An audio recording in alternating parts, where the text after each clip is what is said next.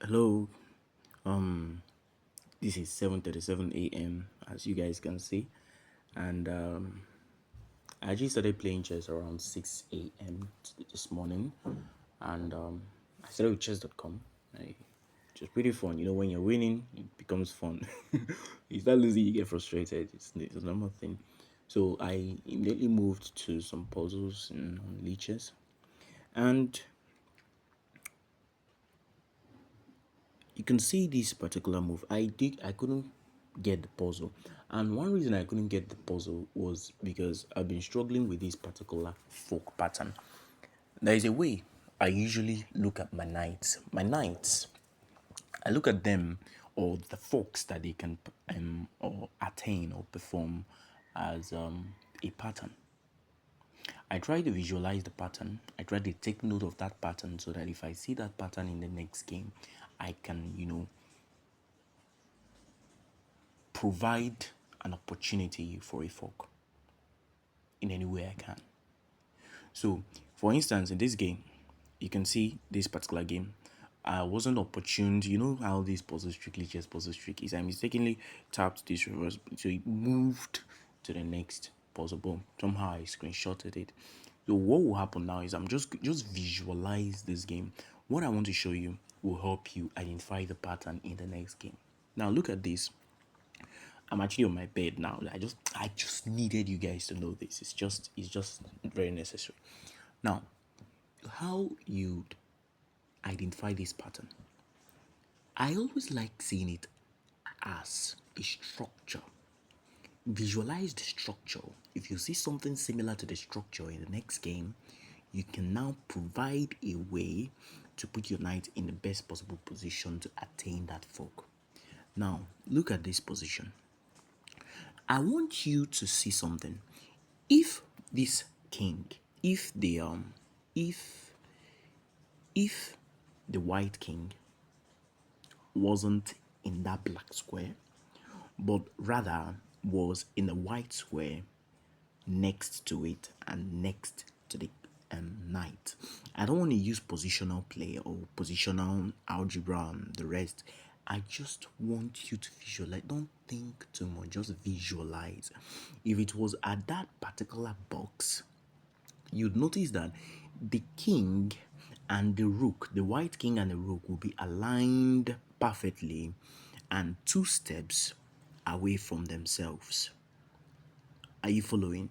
Now, when you notice that the king and the the uh the rook are aligned in such a position, two steps from themselves, you can now start waiting for the opponent to move one of their pieces one step left or right. That way, there is a diversion one step away, either left or right. Are you following? Now, once this happens, if you can use maybe a board to visualize this, or if you can visualize it in your memory, that's good. So once this happens, I would have really loved to be playing it alongside, but it's just something I actually screenshotted. So once this happens now,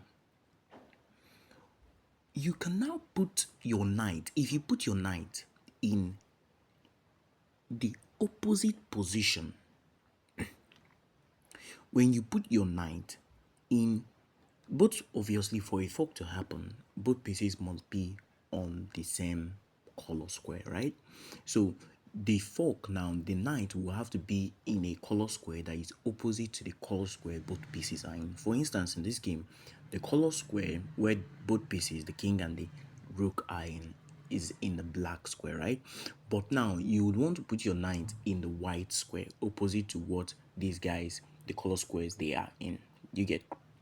Now, one thing I want you to visualize again is that you want to put, in as much as yes, you want to put your knight in the opposite color square.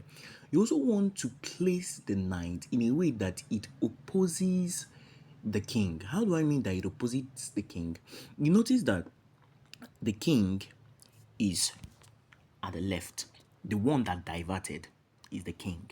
So the one that diverted is the one you pay attention to. The one that diverted is the king. So since the king diverted toward the left, the knight will have to be toward the right. If it was, for instance, you could also look at it in a different way. You can say now that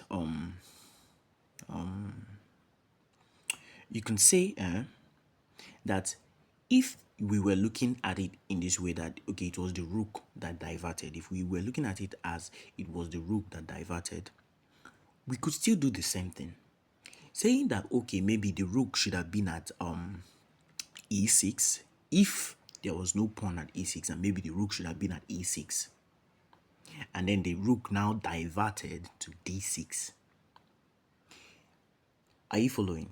Then the knight, the only position where the knight will be so that it opposes the position of the piece that is diverting, which is the rook, and it will still be in the opposite color square, would be at f5. Are you following? So this is a fork pattern that I want you to notice, so that when you see it in the next game, you just realize that okay, even if there is no diversion here, but there is a possibility of a diversion.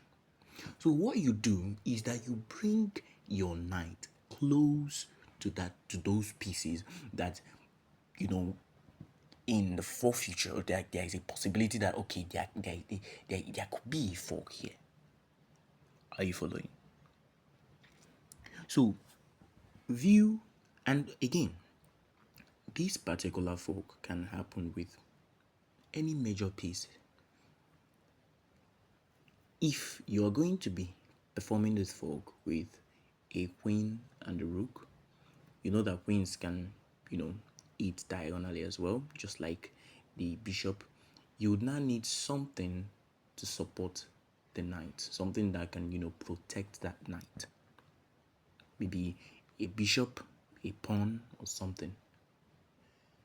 But if it is a rook and a rook, is a lot easier because the rooks can eat diagonally. Is a lot easier. Are you following? But do you know the funny thing? Even with a queen, you can still perform these very easily. Even with a queen, you can perform this very easily. So there is no limit. Be it a queen, be it a rook, be it with a king as well, you can perform this particular fork.